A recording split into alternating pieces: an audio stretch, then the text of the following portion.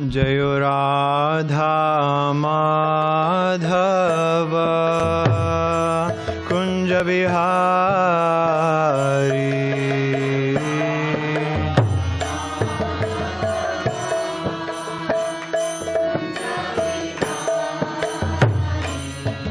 जय राधा माधव कुंज बिहारी।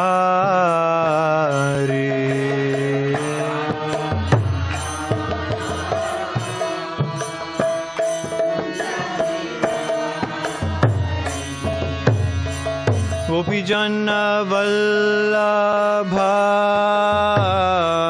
गिरिवरधारी।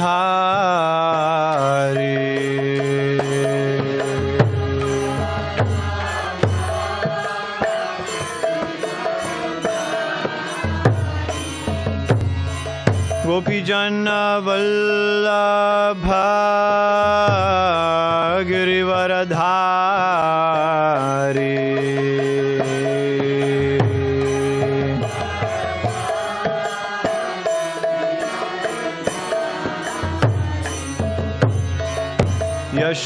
यशोदानंदन व्रज जनरंजन।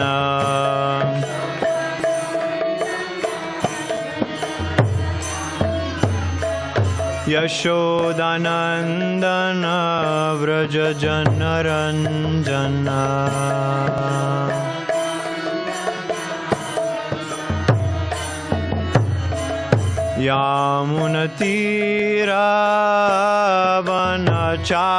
यामुनतीरावनचारी।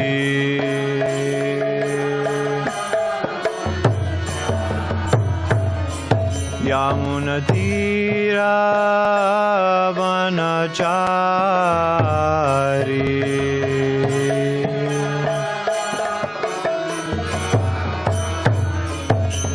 जय राधा माधव कुंज बिहारी।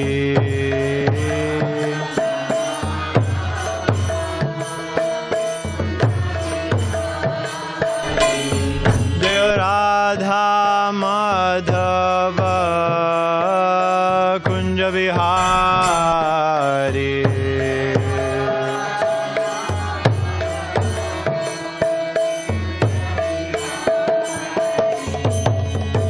गोपीजन वल्लभ गिरिवरधारी।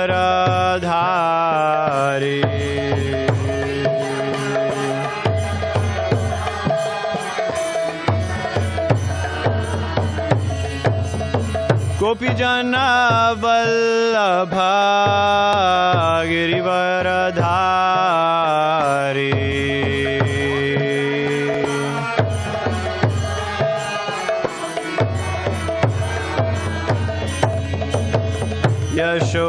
यशोदानंदन व्रज जनरंजन।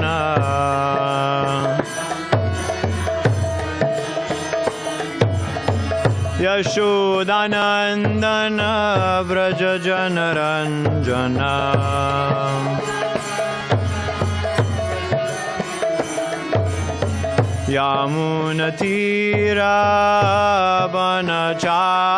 यामुनतीरावनचारी।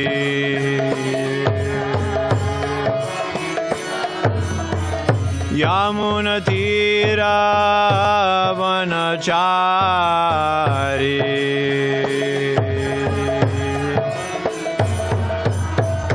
जय राधा माधव कुंज बिहारी।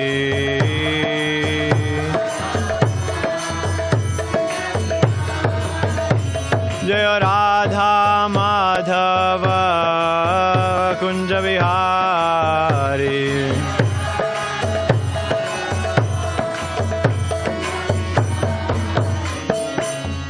श्री श्री राधा माधव की जय। श्री श्री राधा गिरिधारी की जय। निताई गौर प्रेमानंदे हरि हरि बोल। जय।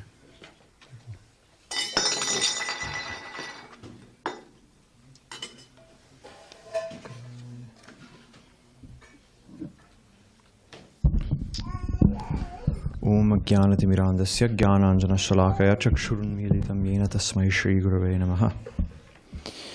So we are going to do something a little bit different today. I'm only going to speak for not that long, and then we are going to sing Damodar Ashtakam.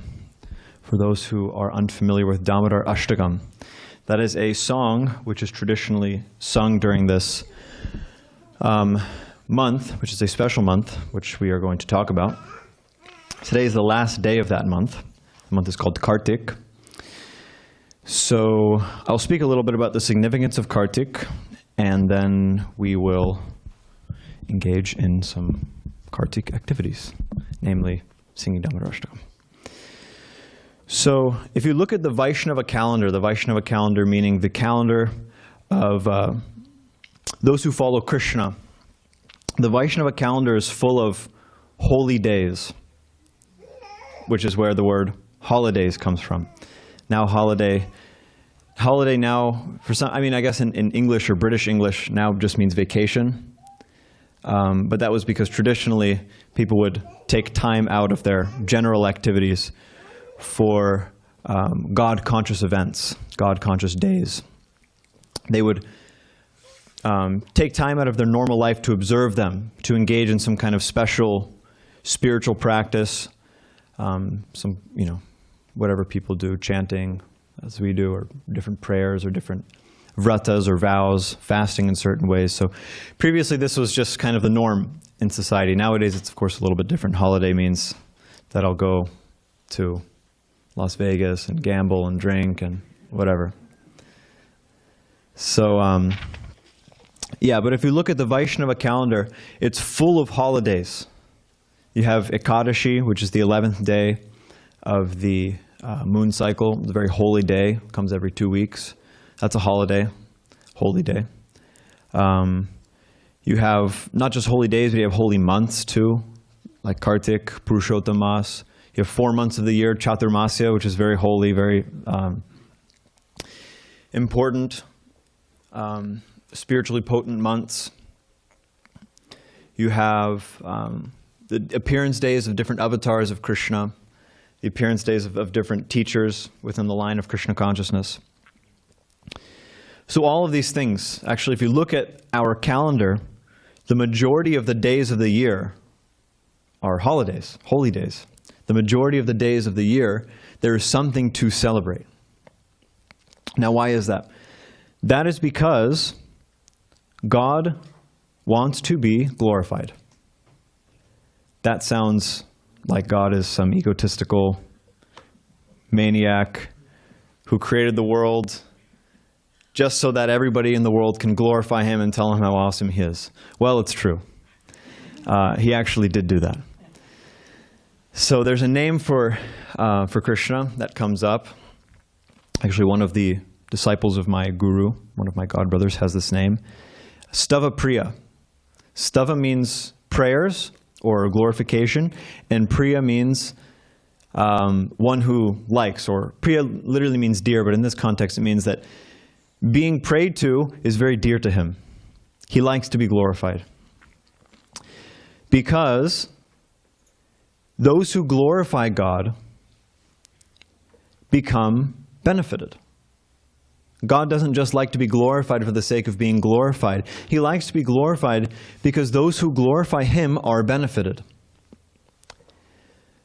The tendency for us, conditioned souls, souls who are here in this material world, the tendency is for us to become absorbed in our own little bubble, our own little life.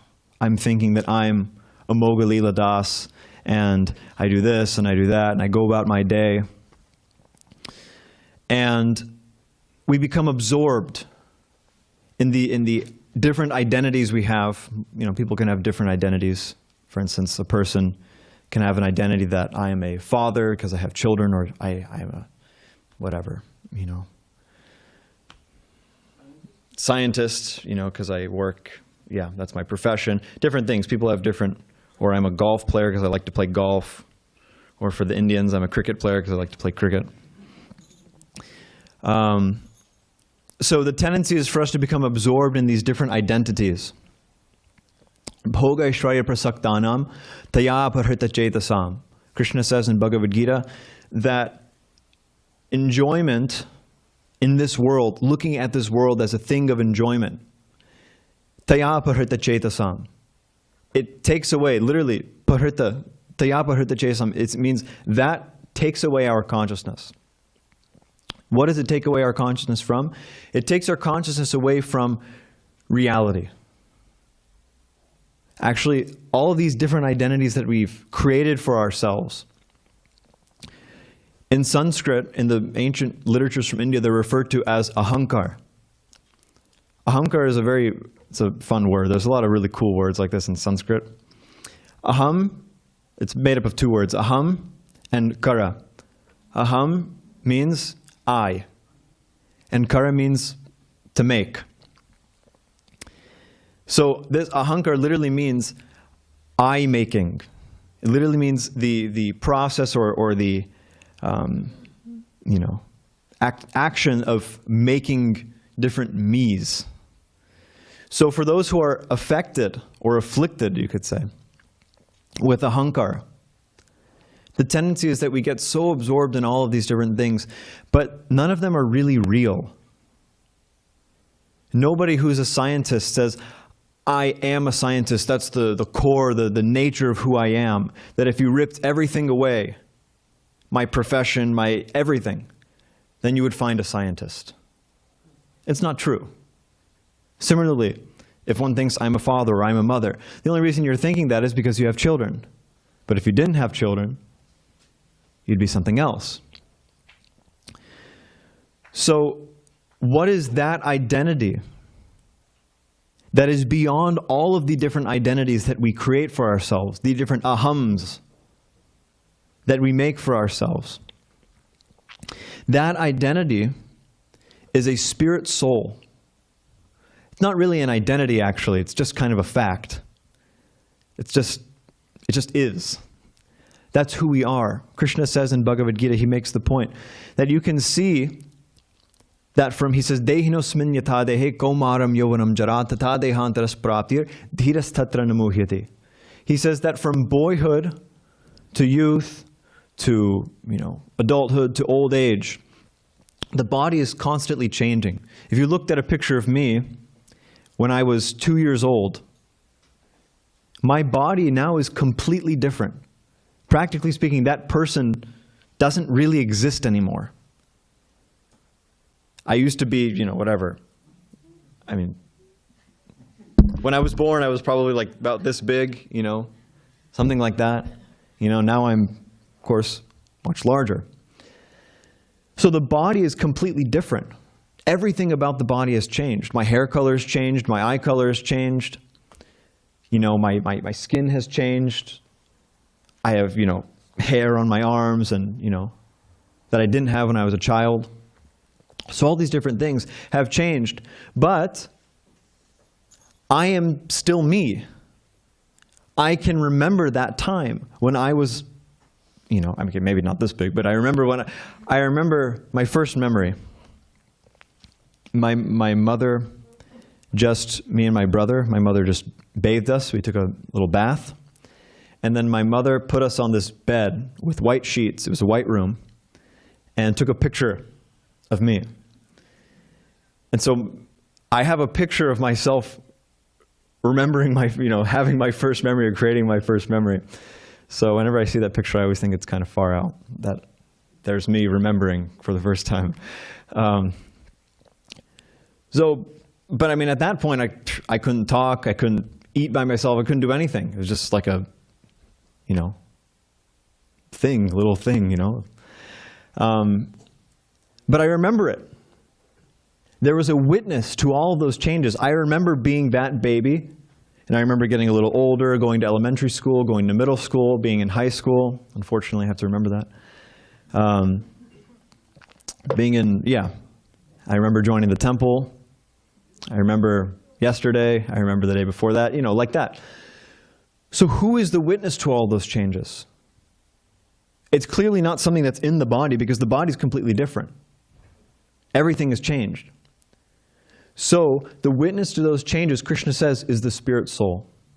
that non-material particle, which is just inhabiting this body, really. It's separate from the body. So this life is temporary. Everything in this world is temporary, including this body. So by identifying with this body and by identifying with the things in this world and being completely absorbed in them as absolute reality, it's really not very wise, because we'll take a Bible. Well, anyway, I shouldn't say that because I've never really confirmed that it's actually in the Bible, but I've heard it from people who say that it's in the Bible. But that kind of happens with these things, that people say, oh, this is from the Bible, or they say like Martin Luther King Jr. said this, or like that. But anyway, it's a good example. If you build a house on a foundation made of sand, what is the fate of that house? Is that house a place where you can permanently live? No, it's not. I'll answer it for you. It's not. Because sand it's a shaky foundation. It'll fall over. Similarly, if somebody came to you and said, I am the, head of this bank, and put all your money in this bank that I've created, and I will guarantee you that in 10 years, everything will collapse, you'll lose everything. What sane person would say, all right, take all my money? No. If you know that something has a bad end, you don't act like it will have a good end. It's just kind of basic facts here we're talking about. Similarly, we know that this body is going to die. We know that all of the things in this world are temporary. They may be taken away before we die. Who knows? So we shouldn't invest in them as if they are absolute, as if they are the things which will make us happy. If we put our happiness, or if we invest our happiness in things that are temporary, what will be the nature of our happiness? It'll also be temporary. So, Krishna, the Supreme Personality of Godhead, He is not temporary. Krishna is eternal. And the spirit soul, being of the nature of Krishna, not that we are Krishna, but we're of the same spiritual substance. Our relationship with Krishna is eternal. We are eternally related to Krishna. So real happiness is in this relationship with Krishna. It's in acting in our constitutional position, not making all different kinds of I's and me's and whatever. I'm this, I'm that. Our real relationship, who we really are beyond all these things, is a spirit soul who is related to Krishna in a relationship of love. So, therefore, based on this absolute reality, there's a nice verse in the Srimad Bhagavatam, which is a very long, ancient Vedic text. It's actually this, well, the reason I do this is it's actually this long because it comes in multiple volumes. So it is actually like this long. So one book that big would be kind of daunting. Actually, in Delhi, in India, we have the world's largest Bhagavad Gita, for those who have been to the temple in east of Kailash in Delhi. It's quite a sight. It's very big. It's nice. The printing is actually nice, too. It's nice paper. Everything's really, it's good. They printed it in Italy, I think. So there's this nice verse. Idam hi pumsas tapasa shruta siva svishtasya suktasya chabudhi datayo. Avichuto artha kavibir nirupito yad uttama shloka gunanuvarnanam. It says, because this relationship that we have with Krishna is eternal, therefore, all of human endeavor, whatever kind of spiritual practices we may perform, whatever kind of knowledge we cultivate, whatever we dedicate our intelligence to, whatever charity we give, all these different things, should be, well, it says, avichuto artha kavibir nirupito. All the kavis, the wise people, the saints, sages, have concluded That the infallible end, conclusion, or crux of all of these things lies in Yad Uttama Shloka Gunanuvarnanam, glorifying Krishna, praying or engaging in our relationship with Krishna, in whatever way. There's so many ways to do that. So, in this month of Kartik, and in all of these different holy days and holy months and holy weeks and holy, 3-4 day periods. We just had Bhishma Panchaka, which is like a 5-day holiday within this month-long holiday, within this 4-month-long holiday. What are we glorifying in this month? Specifically, we're meditating, for those who are aware of it, on this Damodar Lila, this pastime of Krishna, the Supreme Personality of Godhead, running around like a little baby and being punished by his mother by being tied up. Is that confusing to anybody here? Does that sound like God? I'll explain. I'll explain. So the understanding behind this, it has to be understood, of course. Krishna is the Supreme Personality of Godhead. He is above everyone. That is a fact. That's present in every religious tradition, spiritual tradition, is that God is above everyone, above everything. And from Him comes everything. He's the supreme controller. He controls everything also. And He controls Himself. There's one verse, Evam sandarshita hyanga harina bhritivashyata. And then this verse says, Svavashe napi Krishnena. Svavashe napi Krishnena means that Krishna, He's in control of Himself. And then it says, Seshvara. Anyway, then it describes Him as Seshvara Vashe. Seshvara Vashe means that, and also all the other controllers, He's in control of them too.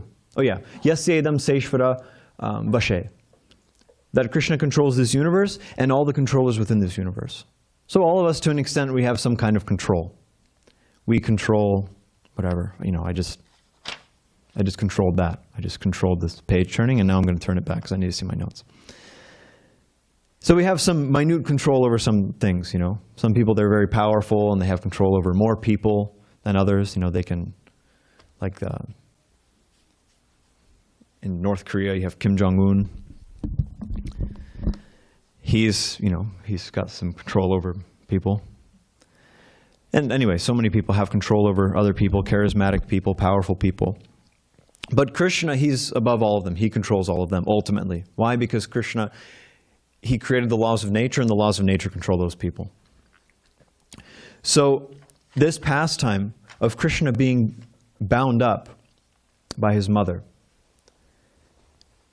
First of all, why does God have a mother? Well, God is supreme. Krishna is supreme. He's the supreme controller of everything. But He's also a person. He's also, in the sense that He has personality. Not that He's a person like He's some human or something like that. But God, like us, has a desire to relish loving relationships. All kinds of relationships. Because God is unlimited, the souls can relate to Him in unlimited different ways. Some people relate to Him in just pure awe and reverence, which is present in most religions. But because God is supreme, because God is in control of everything, He has the control over how He expresses His supremacy. How much of His supremacy He manifests. So, for the sake of loving relationships in the spiritual world, in the world beyond this one, Krishna surrounds Himself with people, pure people, who actually don't even really realize He's God.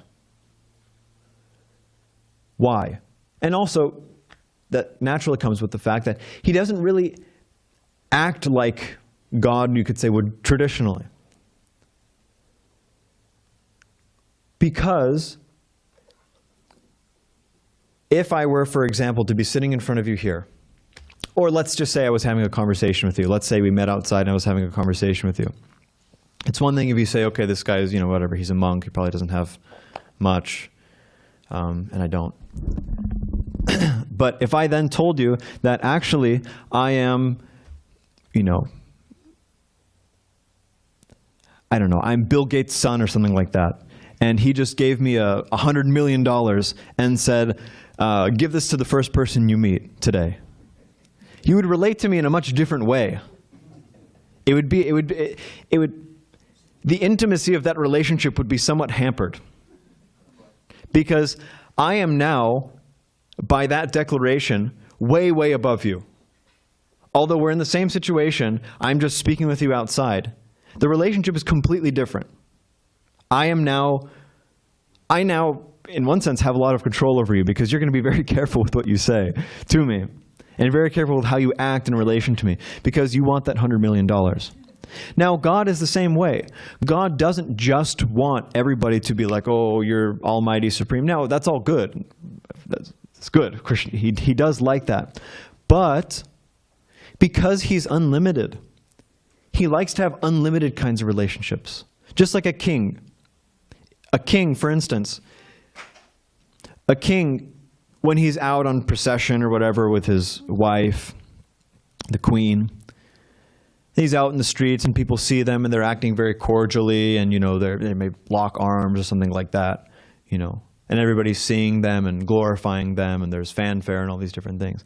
But when they get back home, when they get back to their private quarters, the wife might, say, hey, why'd you, leave the toilet seat up, He's the king.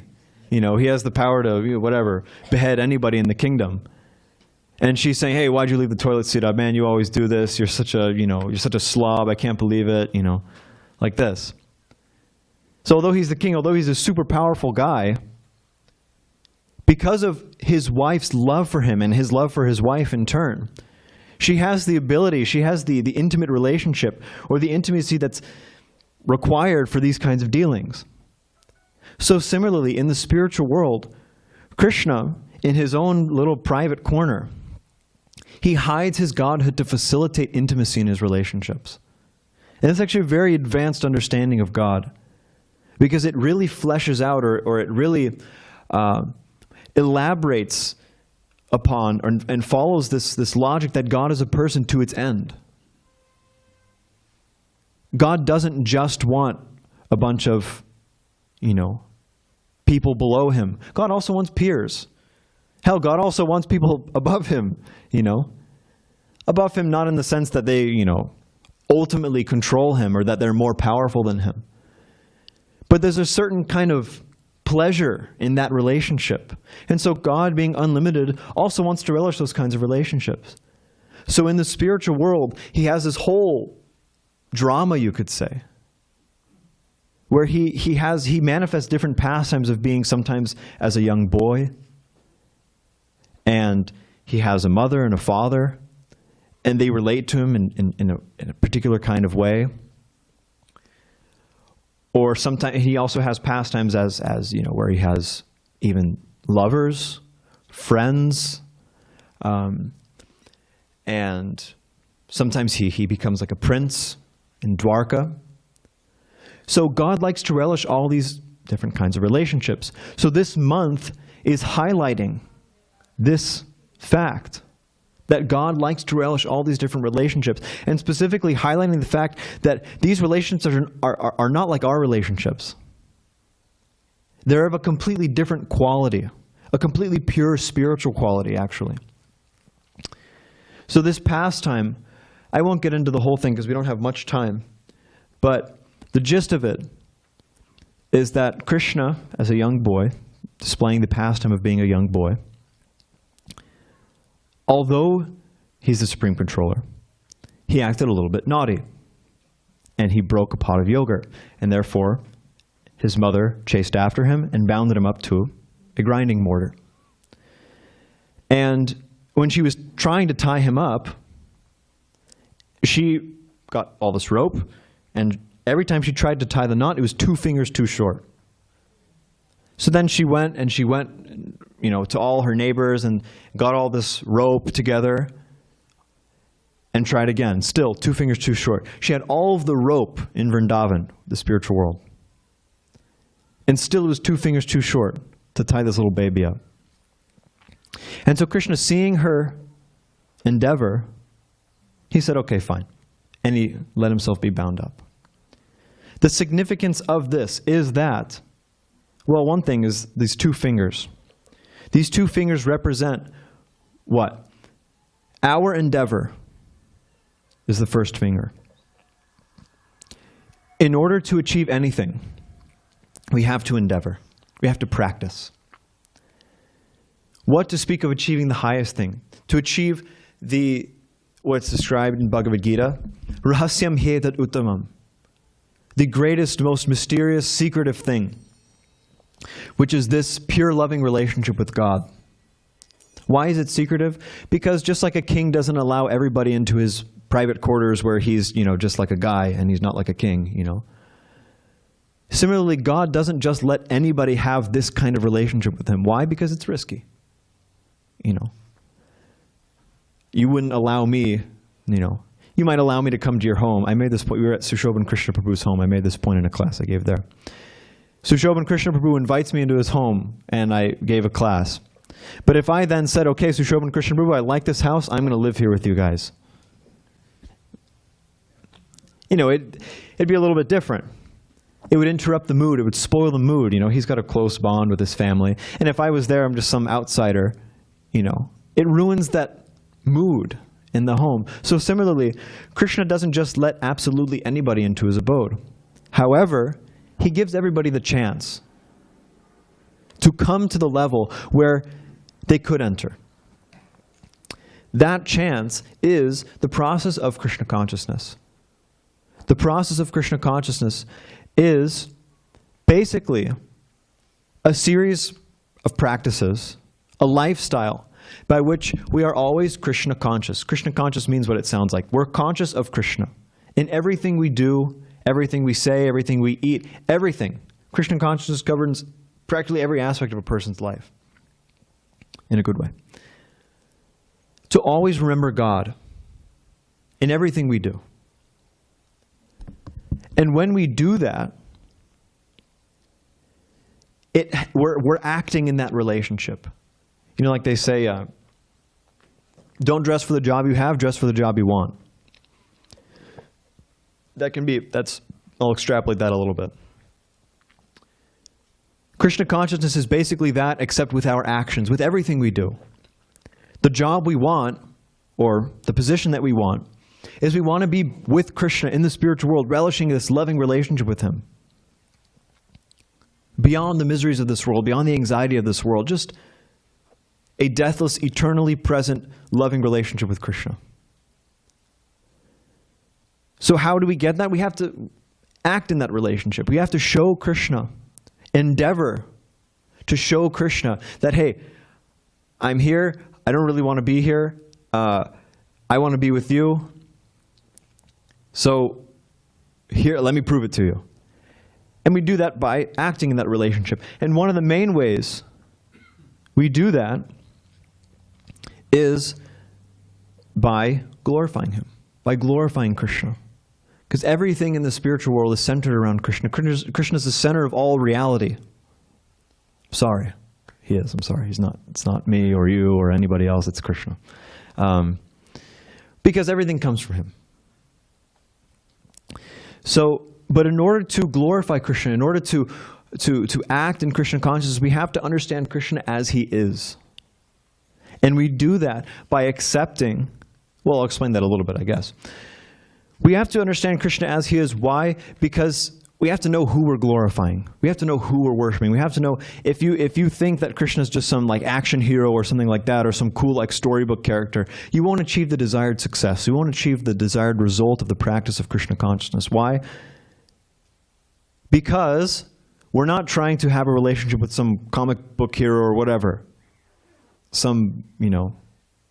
Anyway, whatever it is. We want to have a relationship with God. So in order to have an intimate relationship with somebody, you have to know who they are. That's like, I think everybody here can accept that. We have to know who they are. So how do we understand Krishna as he presents? as he is, we have to understand him as he presents himself. And he presents himself in various ways. One way, especially he presents himself, is in Shastra. Shastra meaning spiritual literature, spiritual books. And these spiritual books are elaborated upon by gurus, by people who have understood Krishna in a disciplic succession. So these people, along with Krishna, are giving us a full picture of who Krishna is, allowing us to understand who Krishna is so that we can act in our relationship with him. And Krishna also gives various ways that we can do that. One way especially is the chanting of Krishna's holy names, like these right here. Hare Krishna, Krishna Krishna, Hare Hare, Hare Rama, Rama Rama, Hare Hare. This is a mantra. Mantra means man or manas, means mind, and tra comes from the word trayate, which means to free. So this is the Maha mantra. Maha means great. So this is the great mantra for delivering the mind. Delivering the mind from what? Delivering the mind from everything unwanted. Anger, anxiety, sadness, illusion, all these different things. But mainly this illusion that we are, or that we have a separate existence from Krishna. So by doing this and following some other basic things, the process of Krishna consciousness, we become purified. Purified from all these different things, and the natural qualities of our soul, not our soul, but the soul who we are, come out. All the ahams that we've made go away. Of course, you can still act in the world in Krishna consciousness. You can still have a job, you can still do whatever, don't worry about it. But we don't identify. What do we identify as? We identify as exactly what we are. A spirit soul who has a relationship with Krishna. And this, and then from that, we develop pure love for Krishna, which is actually already there, but it comes out. And this pure love for Krishna has the ability to actually bind Krishna. How does that make sense? God is not bound by anyone. He's the supreme controller. We talked about that. Right. But God is, if we make ourselves selfless, God will make himself selfless to us. That's what love is. Love is a two-way street. We love God and God loves us. Krishna loves us too. So just like we go out of our way for Krishna, Krishna also goes out of his way for us. He doesn't have to. He's God. But out of love, out of pure love, he does. Yashoda, Krishna's mother. There's no way, you can't bind the Supreme Personality of Godhead. You can't bind God. You can't limit God to, you can't restrict God at all. God allowed himself, Krishna allowed himself to be restricted. Why? Out of love. Just like a king, A king doesn't have to take chastisement from anyone. A king, in one sense, is the ultimate chastiser in a particular nation. But out of love for his wife, or out of love for, whoever, he allows himself to be.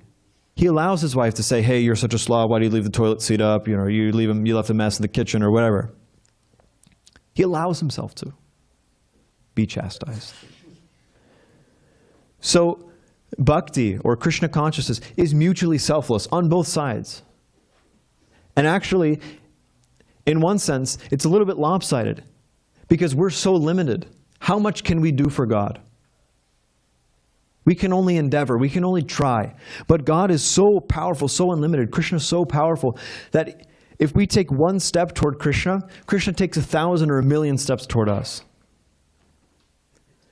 So, this month, and all these different holy days, are actually Krishna's an exhibition of this, or a demonstration of this, that Krishna, he gives us so many opportunities.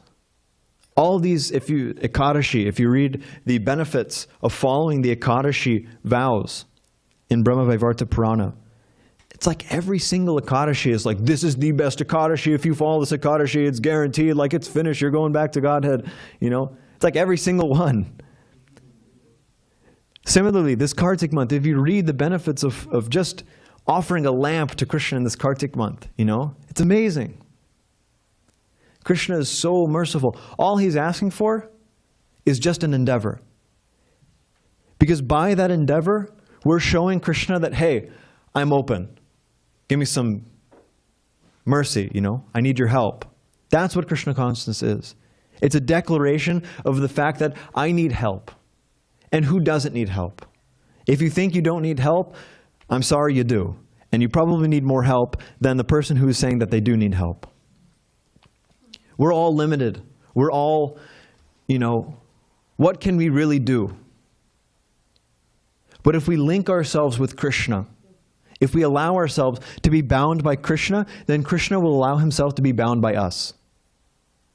And that's pure love. That's real love, actually.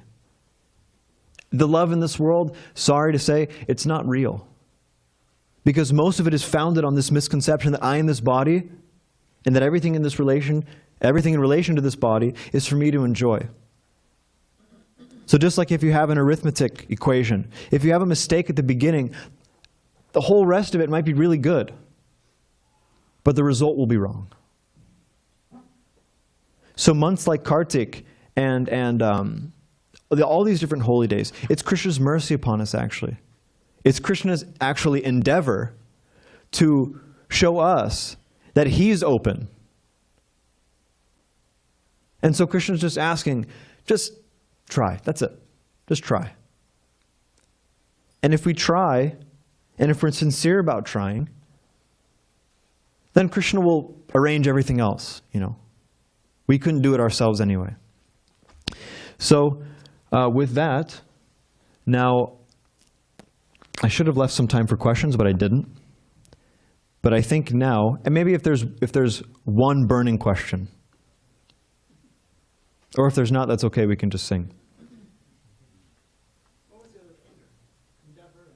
Sorry, I didn't make that clear. The other endeavor is Krishna's, or the other finger is Krishna's mercy. Our endeavor and Krishna's mercy. Hare Krishna, Prabhu. Hare Krishna. Dhanavarimatsu. Very nice class, wonderful class, Prabhu. I have a question about the book that, whatever you explained, the Lila. Do you have the book, and how can anybody buy the book? The Lila, if you can. Well, since you're dying to know, if you would like to read about Krishna and these different pastimes of Krishna, there's a book that you can approach Dvijamani Prabhu about. Dvijamani is wearing the bright orange, not that, but that bright orange sweatshirt. He's raising his hand. So you can talk to him if you'd like any books, Bhagavad Gita or Krishna book, which is explains all the pastimes of Krishna. So, yeah. Thank you so much, Prabhu. Hare Krishna. Okay. Okay. So now we'll sing Damodar Ashtakam. So we'll just turn back this way and we'll Hare Krishna.